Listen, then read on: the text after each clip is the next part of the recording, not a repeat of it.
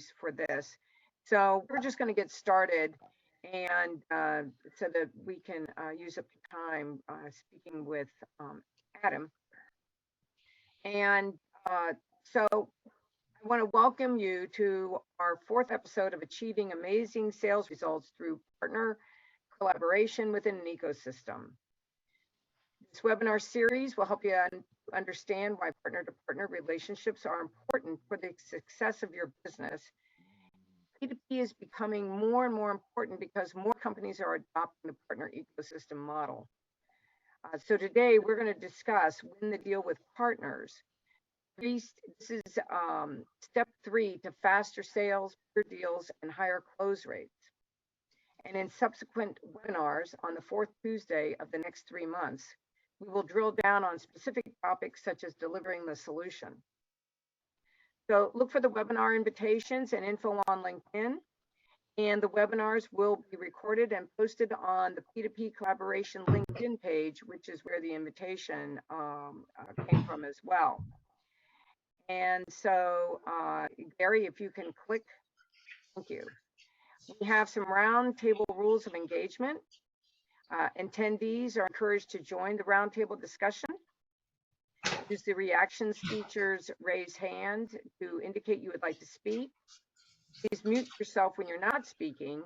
And chat is also available for questions and comments. And in fact, in our last webinar, chat was used quite extensively. What I'd like to do is start the panel introductions. And so thank you, Gary. I am Dee Dee Haas. I'm a channel strategist and practitioner and coach with DLH Services. I've been in the channel since the mid-'80s, and so been very active in working with partners, different types of partners, VARs, MSPs, and so on. And Gary? Hi, I'm Gary Lam. I'm based in the San Francisco Bay Area, and Norma calls me the Salesforce Partner Whisperer, so I'll take that compliment.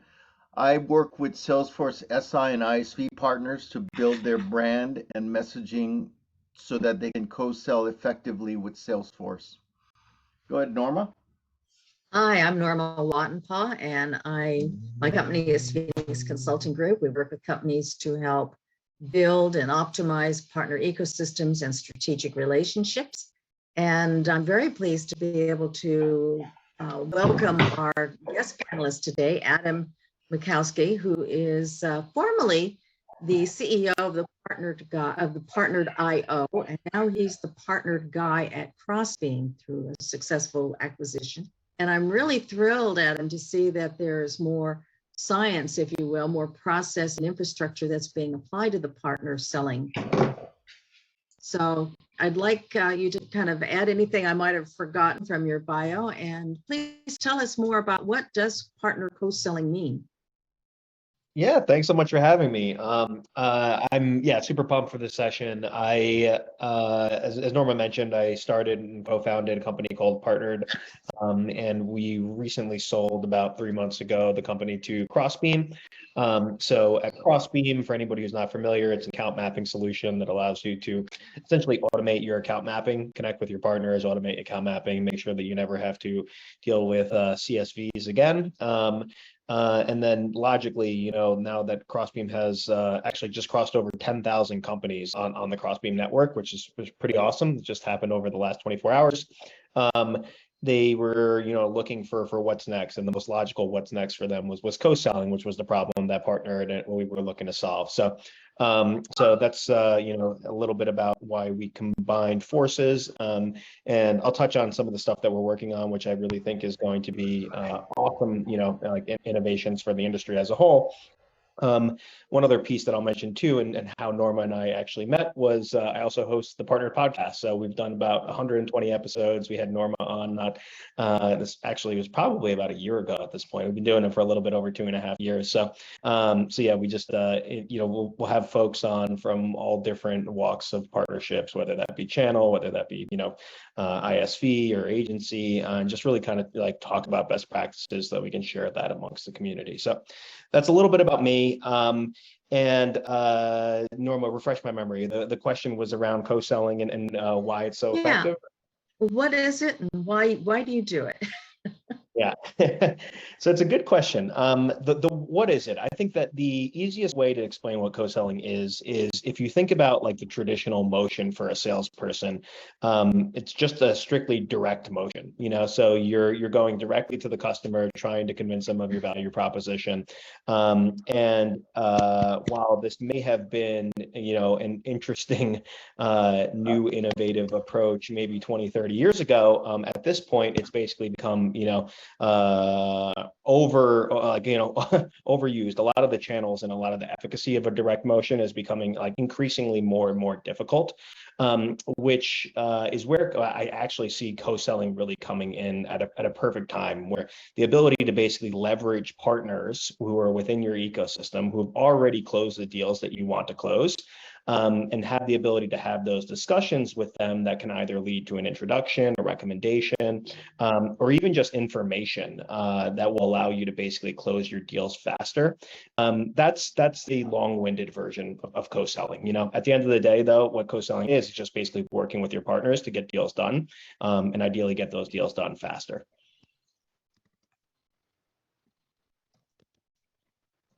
So why is it so efficient? Why does it work so well? We've seen some great results in people who've been rigorous enough to track it. But what's the secret sauce?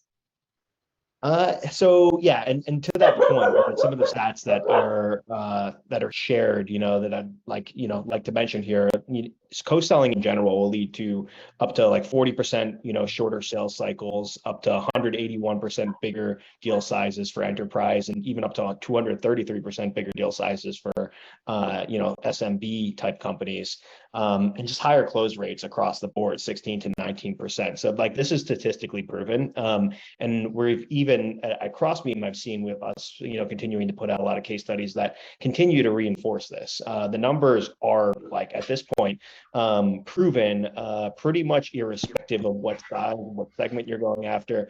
If you're in B2B SaaS, like you will make money faster if you're actually partaking in co-selling. So it's really kind of what I like to call like almost the secret sauce of sales. And what's funny is you actually see like the smartest organizations, like if you go to their sales team, when in our research we've seen that about like 5 to 10% of those salespeople have cracked the code. They get it, you know, and usually they're the ones who actually are the 5 to 10% of the top salespeople, because they have cracked this code. And they know that if they go reach out to folks within their partner ecosystem, it's almost like a salesperson network, if you will. Like they're building a network using their partner ecosystem and connecting with those folks who've already closed the deals that they want to close.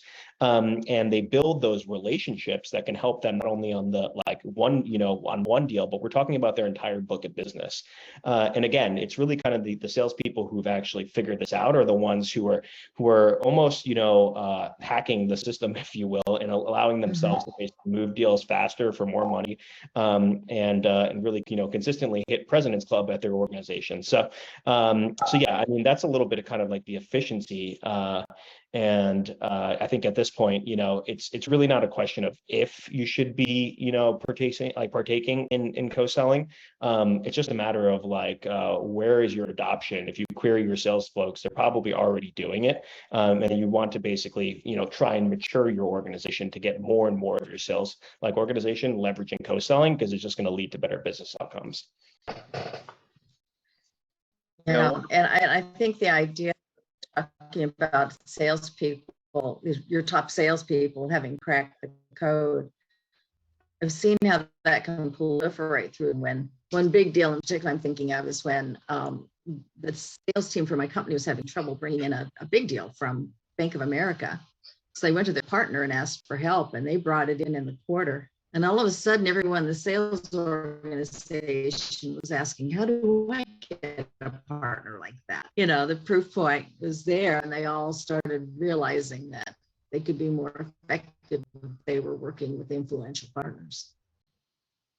100%. And usually it takes like that one case study or maybe like 2 or 3 case studies. And the best partner managers know this, where if they can continue to highlight that success and show the salespeople like, hey, we had trouble breaking into Bank of America. And then, with 1 or 2 conversations with partners, we wound up landing that massive deal. Like it only takes a few of those for the salespeople to start, like for it to start to click for them. Because at the end of the day, they're going to whatever is the channel that's getting it done most effectively for them. So I love the like I said, I mean, a good way to kickstart this at your organization is the show, don't tell, and basically highlight those successes that you're seeing, and then they're smart enough; they'll figure it out pretty quickly. Sure, you had a I question? want to remind people to chat in the chat if you have questions or raise your hand. But I have a question for Adam. What are some effective rules of engagement for partner-partner co-selling? Good question. So yeah, this is a really interesting question because I think that this is actually where a lot of co-selling is not taught properly, which ultimately leads to it being ineffective at organizations. And kind of the root cause of that is the if you think about the way that a salesperson interacts, it is predominantly, transactional. That's just the way that they are used to working historically. Partnerships and working with your partner ecosystem it's not transactional. It's actually a reciprocal relationship. So if you go into working with partners with that transactional mindset, it's not going to take you very far, because if you just keep asking like, give me introductions, give me information, give me everything, nobody's going to want to work with you from the partner ecosystem. It's just not adding any value to them. So what the number one thing that I always recommend to salespeople whenever they're kicking off co-selling is one, this is a different motion. Like you have to understand I'd that say right at noon tomorrow.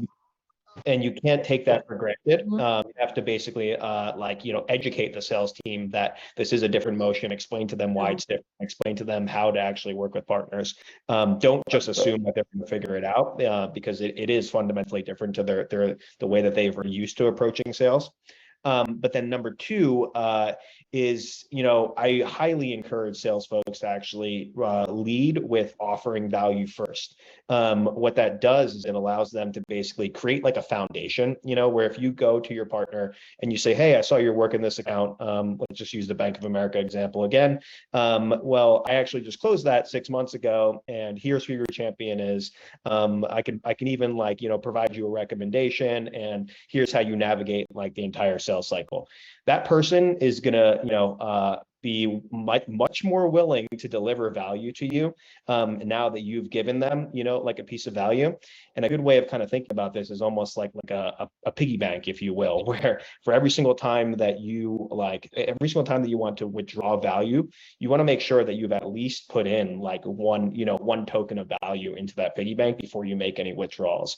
That's always the way that the best folks who leverage co-selling are thinking about it, where like, if anything, they're actually over-indexing on adding value to the partner rather than trying to withdraw every single time, so that they make sure that whenever they do need help, their partners are super quick to be able to be like, hey, you helped me on XYZ deals. Of course, I'm willing to help you. If any, I will do everything in my power to make sure that I can help you because you provided so much value to me. So yeah, that's a little bit about the high level rules of engagement, and just really making sure that you look at it as a different reciprocal type of relationship and not transactional. Right. No, that's really good. I have a question from Susan. Is there a difference between ecosystem partnerships and channel partnerships? Are there a difference to the approaches to sales? That is a great question. And the answer is 100% yes. So a lot of the world that I'm talking about is really more of like your ISV to ISV types of relationships. So whenever you're working, and even within the ISV to ISV, like it's important to note that there are different power dynamics depending on the size of the partner. If you're a smaller ISV, individual software or like independent software vendor is ISV. So otherwise known as like a tech partner or an integration partner. Oftentimes these words are used interchangeably, which is what makes this partnership so complicated sometimes. But yeah, when you're talking about like, for example, if you're a smaller organization and you're working with Salesforce, like the power dynamics are like, you may be vastly different than if you're, a similar size, like tech partner organization working with another similar size. So it's important for at least the ISV side of things to be cognizant of like what that dynamic is. A good example that I can give you here is like when I was at my prior company, we were definitely the smaller fish working with like an Adobe. So going back to that, piggy bank analogy, what we would often do is we would deliver a lot of value like in advance, just so that we would get their attention. And then once we had their attention, then they would be very willing to give us leads. But if we just went in there and we were just asking, right from the beginning, they would be like, hey, you're one of the 1,000 tech partners that we work with, go buzz off. So it was really important for us to understand like the power dynamic and make sure that you're working within the context of that power dynamic. Channel is definitely fundamentally different. And to be, completely candid, I'm probably not the best person on this call to even speak to channel. I think we have some other experts over here who understand the channel even better than I do. Well, I can speak to that a little bit in that actually the lines are blurring a lot. I mean, it used to be you expected your channels to be independent and self-sufficient and selling on their own. But these days, what we're seeing is that even channel partners collaborate with other partners, with ISVs, with SIs. So a go-to-market motion may be multiple partners. So, I've often seen, for example, ISVs and systems integrators go to market together, and then it was, oh, we need a VAR, someone to actually deliver. So it can be a mix, and co-selling, it can be a self-sufficient sale, but it can also be assisted by a vendor or SI or other partner. Recording in progress. Yeah, I just started the recording, folks. Sorry, we usually record these so people can go back to them after the fact. So no, I have my note taker on Norma, so I can share that afterwards as well. perfect. We'll at least have a transcript. Thank you. Sorry, Didi, I think you might be on mute if you're asking a question. I am on mute, thank you. So you've got the transactional folks, and I like the way you labeled reciprocal relationship for the ecosystem co-selling. What would you say would be the most important characteristics or aspects of the people involved to make sure that this is a reciprocal or a relationship as opposed to just being transactional? Who do you need on board to make sure that the co-selling goes in that direction as opposed to just being transactional? Yeah, another really good question. So I think a lot of this has to Norma's point, like lines are blurring, and I think lines are blurring here as well, largely because of like technology is now starting to really shift how partners work together. If you think about this, like 4 years ago, we were still using spreadsheets, like sharing data back and forth and like trying to do VLOOKUPs and spend, up to a third, if not more, of our jobs, like figuring out the actual data mapping across organizations. And like, you can laugh now, it sounds archaic, but like that really wasn't too long ago. So like, now it's kind of a different world, but like my major point here is that all of this, there's a lot of investment moving into the partnership technology space. It's happening, like things are changing extremely rapidly. And the status quo of a lot of this manual work that the partner manager was responsible for, I think, I know Didi, you and I were talking about this, previously, is like, I think a lot of that work will start to get chipped away at by technology and automation. Not too dissimilar to what we saw through like the sales tech revolution or marketing tech revolution, where anything that was just repetitive and had to be done by a human quickly got handled by technology. So So what I think is like when it comes to actually like who gets involved in these processes now, I think that the partner manager doesn't have to be as hands-on as they once did.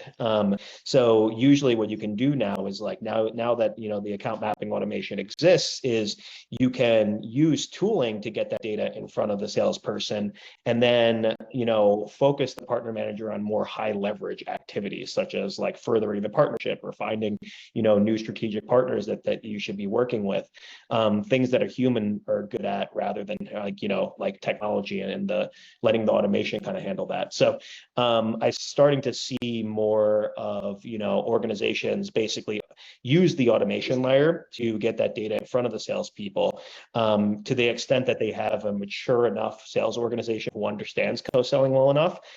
They will start to basically allow them to like take the onus of the co-selling on themselves.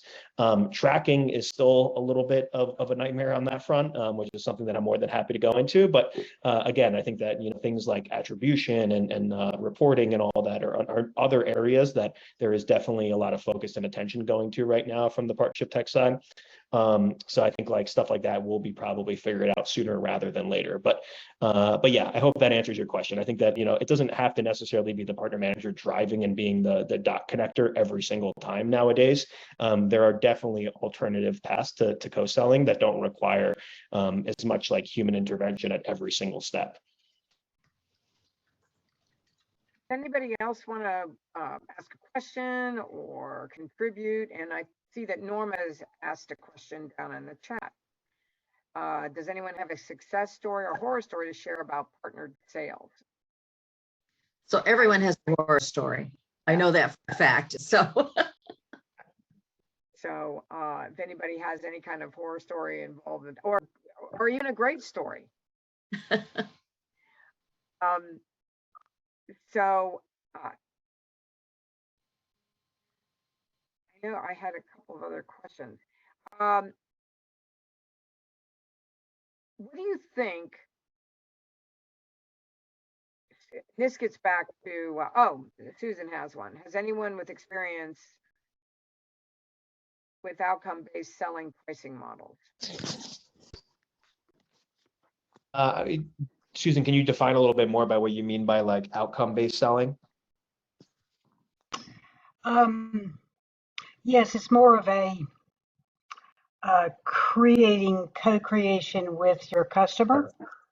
So it's a pricing model that's actually based on defining outcomes with your customer. So it changes the revenue recognition, but it also enhances your lifetime value to your customer as well as profit margins if you can get through the valley of death.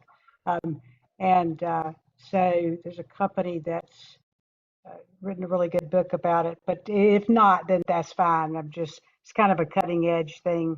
I know like HP and a couple of other big companies are doing it, but maybe not with their channel partners. They're doing it with their customers. I don't quite understand how they're not engaging channel partners in doing it, but that's no, I've seen it. I've seen it actually going back about 30 years. I can remember a deal with the city of Chicago, where a systems integrator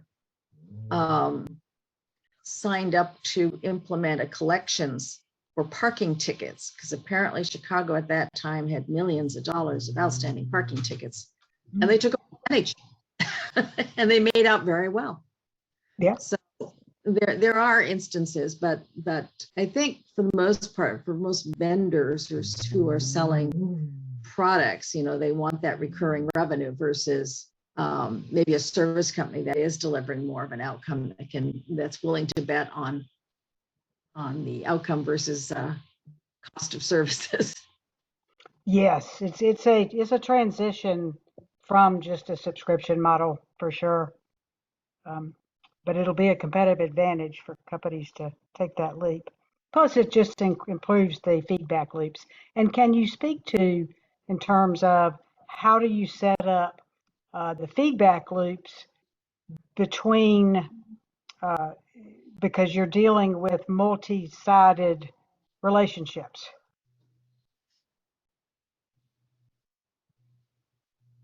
In other words, you can't just depend on, revenue, sales, or et cetera. You've got to be, don't you have to be a lot more integrated in communicating? Yeah, I can speak to this from like, I mean, from a SaaS perspective, I think it's interesting, like, especially my experiences like growth stage companies like to like, post IPO, that tends to like be where a lot of our clients live. And what we tend to see is like from that standpoint, some organizations from the beginning, they any type of early stage SaaS companies usually really focus predominantly on that ARR, the recurring revenue that Norma mentioned. And then from like a services standpoint or solution standpoint, sometimes they'll stand up a organization in-house, but because a lot of that revenue typically isn't recurring, especially for a VC-backed company, they oftentimes will look or like they'll actually discount that revenue heavily. So more often than not, even if a early stage SaaS company is going to be building out that type of an organization, they will quickly look to have like a certified program or something of that sort. Like professional services. This guy's saying, So as that's an S corp, I'm an employee that gets a W-2. I'm also a 100% owner. Will I still be able to get 401k benefits as an employee? But yeah, that's a little bit from the past side. I'm not sure if that answers your question, Susan, or if there's or Norma, if anybody else had anything to add there. I think Manoj, if we want to move on, Manoj has a question. We figured out ways, best practices where partner revenues are measured nicely when the total bucket is a mix of ARR and non-ARR, etc. Are tools able to handle revenue recognition? Yeah, it's a good question. I mean, again, so looking at it from like my lens on the SaaS / like ISV side, there's the quick high level here is more often than not, folks are using like I guess 2 or 3 ways of like measuring this. One is like partner sourced revenue, so that revenue that would basically have not existed without a partner. That's like similar to like if you sourced a deal from marketing or if you sourced a deal from like an SDR, it's looked upon like the exact same way. This is definitely the biggest bucket that organizations try to optimize for because it is by far the cleanest. However, there's been, particularly I'd say over the last 5 years or so, a lot of organizations spending a lot more time focusing on partner influenced revenue, and understanding like what does that actually mean, and like how does that affect your pipeline. So from that standpoint, like partner influence could be something like the partner providing you a recommendation, or you hopping on the phone with the sales organization, the other sales organization, and they give you information on how to navigate an actual deal. Quantifying this, as you can imagine, is a lot more difficult, because it could be a variety of different touch points, some of which oftentimes the partner manager doesn't even know about. So most organizations are still doing this in a very manual approach today, where the partner manager will try and figure it out, or when the deal closes, they'll go to the salesperson and they'll ask them what, if any, influence did the partner have on that deal or partners. This is one area though that I think like you'll definitely start to see a lot of innovation over the coming I'd say 12 to 24 months, where basically you can imagine a world where being able to connect all the different places, whether it be your emails, your calendar, see like the interactions that are happening across organizations, and then start to like score those and quantify them in a lot more of an auditable way than a manual way. I think that's a world that we're moving to. So ultimately, it's like the partner sourced and partner influenced revenue are the primary ways that we see organizations like tracking all of this, and then a lot of that, once you have that attribution set, is what will dictate how you handle like revenue recognition. So that piece, I'm definitely not as well equipped to speak to. So, Adam, I have another question. What do you think are the most common mistakes when partners are co-selling? Ooh, good question. I think it's assuming that it's all just introductions. Like if you, again, this kind of goes back to like the reciprocity of a relationship, where imagine if somebody just came to you and they were just asking, like, if you think about it as a salesperson, your like book of business and like the people that you know at that accounts are your most highly coveted, like asset. It is like you will protect that, even from like internal folks, or like say your marketing team comes over and they're like, hey, we want a case study from them. You may or may not do that, so and that's like internally. So imagine like what the bar has to be for a partner coming to you and asking for an introduction. So I think like where this breaks oftentimes is like if you are a salesperson who's trying to engage in co-selling with a partner and all you're asking for are just introductions, you're probably going to fall flat on your face, like because like that the other person on the other side isn't just going to be super comfortable just giving you introductions to every single one of their what we just called their highest value asset. So like I think it's like while getting those introductions is something that you could probably get in due time, like it really is dependent on the relationship, dependent on like the partner, where's the actual partnership between both of those companies. There's a lot of different variables that you need to be cognizant of, and like the most important thing that I'd say is don't discount, what a recommendation or even information can do for you.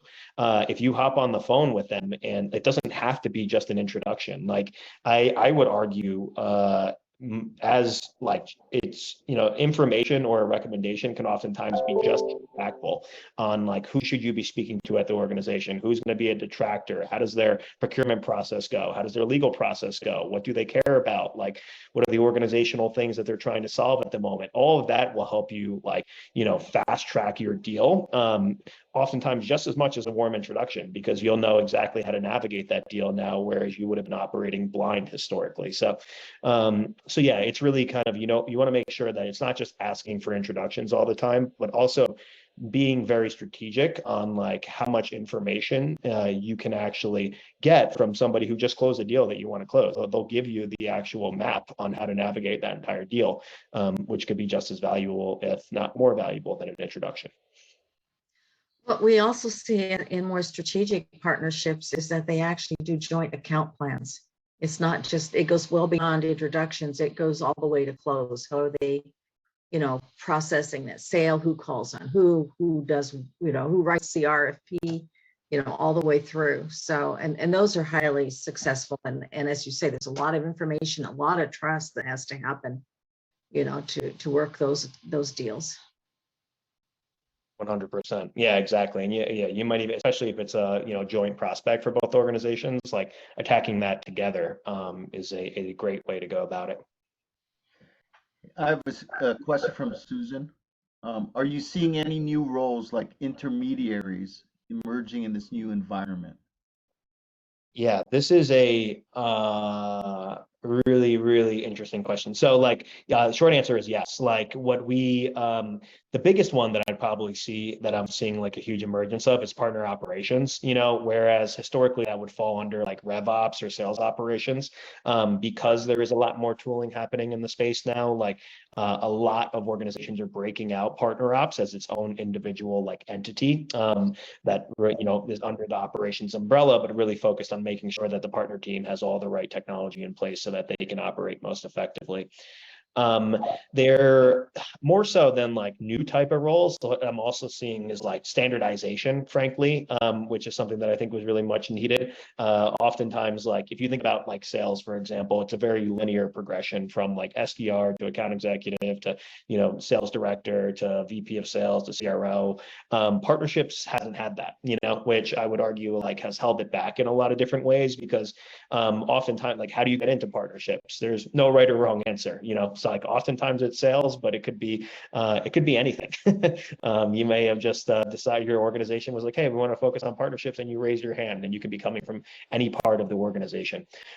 So like I think a lot more standardization is happening on how you enter the role, what like training and programs need to happen to actually become a partnership professional, and like all of those things. I mean, Norma's part of organizations, but there's even new emerging organizations like partnership leaders and folks like that who are putting together like training programs to make entering the role really streamlined, which is important because the supply and demand right now and how many people want partnership people versus how many there are is completely imbalanced.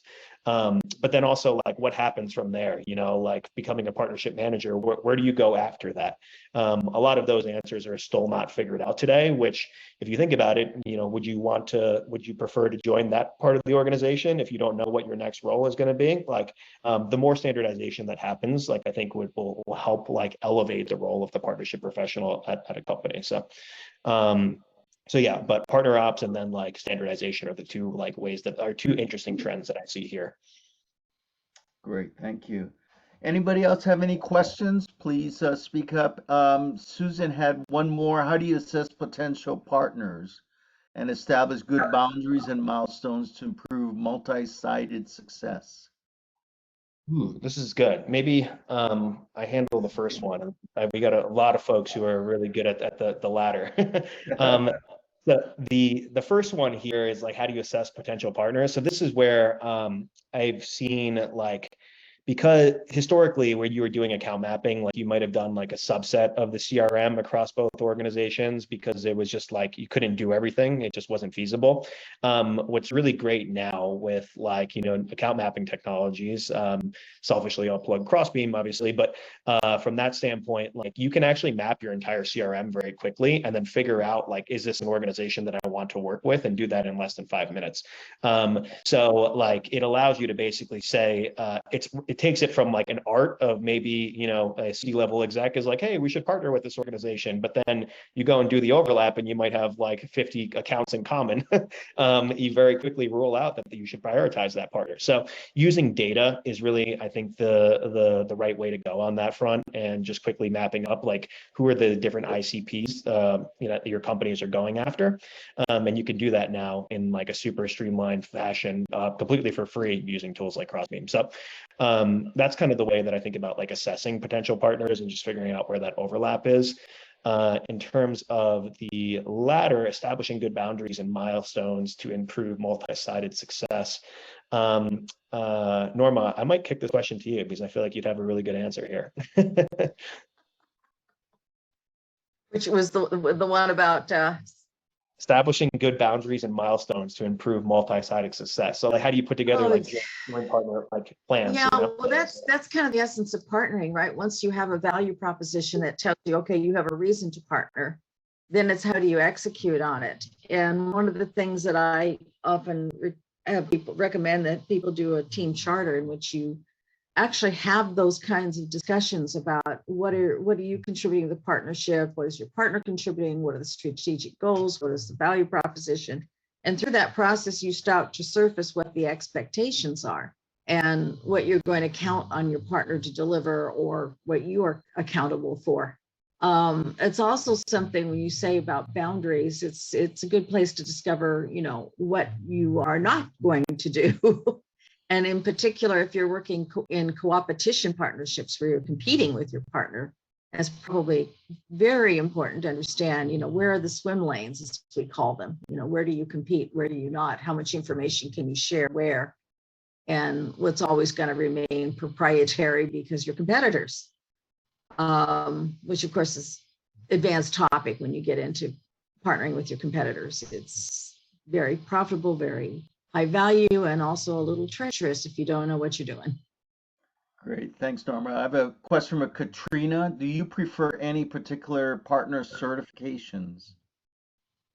Oh, this is another one where Norma, yeah, I'll probably let you. I'm going to pop in here because I've worked on them and he's aware of them as well. The Association of Strategic Alliance Professionals is a professional organization member for partner managers. And they do offer training and education and certifications for partner managers. There's two of them, the CAM and the CSAP, which is the advanced certification. And certainly if you want to know more about that, I'm going to put my email here. So if you want to know more about those certifications, I'll be happy to talk to you about them. And last one, Adam, as before we wrap up, wanted to know if there's any good examples of companies doing this effectively. 100%. So I mean, like, I'm not going to answer with any of the obvious ones like Salesforce or any of these ecosystem giants because that's extremely difficult to replicate. But I think like one example that always comes to mind here is a good friend of mine who actually came from the Salesforce ecosystem, but joined this company called Movable Inc. His name is Kyle Schroeder. He's the head of partnerships there. And when he first joined the organization, they were exactly what you would think. So an organization that wasn't very focused on partnerships and just all direct selling. But what he had done in actually like a period of like 2 to 3 years, which is pretty amazing, is completely flip that to now where every single deal at the organization actually has to have partnership involvement because they've done the research and they've like all the numbers that we talked about earlier on in the session, that every single time that they had a partner involved, it was leading to faster deal cycles, bigger deal sizes, and just more predictability in their pipeline movement. So they, in combination, Kyle, in combination with the CRO and the CEO, they actually made it mandatory for whenever you were to basically bypass sales stage 4, for example, you had to input which partner was involved on the deal. Otherwise, you couldn't actually progress your deal. They took a super large stance on that, and I mean, at this point, it's like they're so like it's really cool if you follow Kyle on like LinkedIn.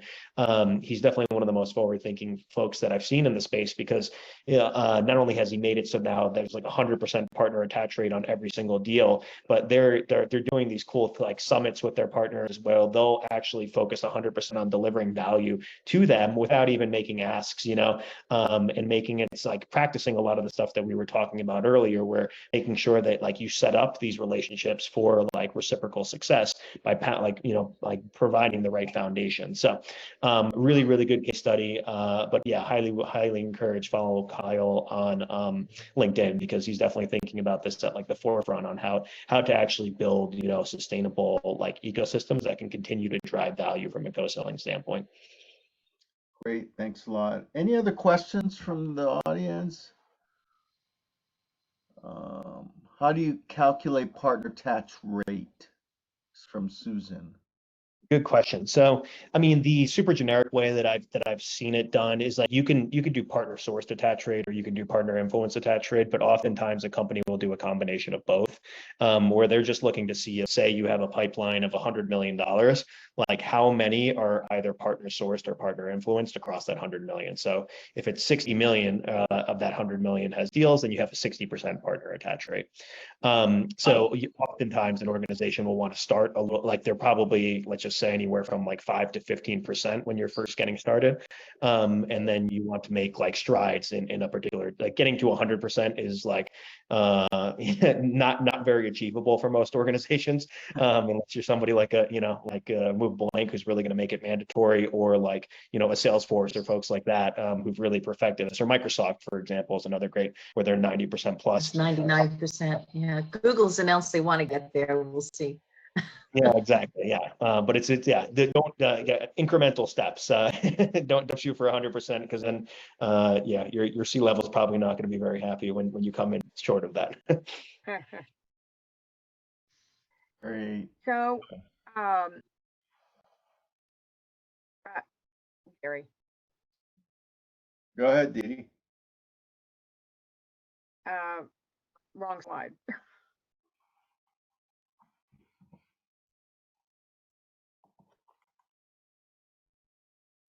Okay. So anyway, we do have a link to an ebook from that Adam is offering, which we definitely want people to take advantage of. Thank you, Adam. And so please take advantage of that ebook.